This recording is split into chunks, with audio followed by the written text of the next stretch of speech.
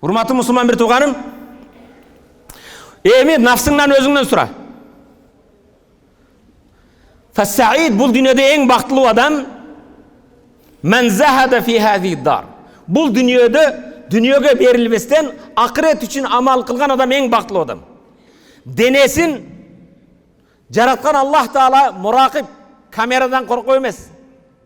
Бирөө көрүп алат эмес. Аллах мени көрүп турат деп, Аллах берген ден соолук, Аллахтын ыраазылыгына иштеткен адам.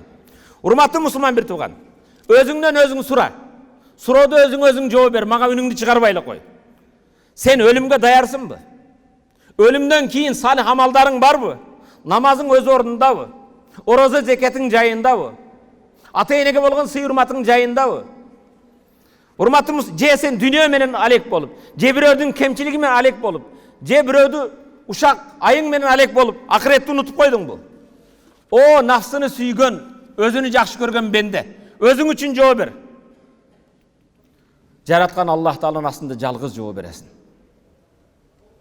Айтты сага адвокат болбойт. Жан сакчың болбойт.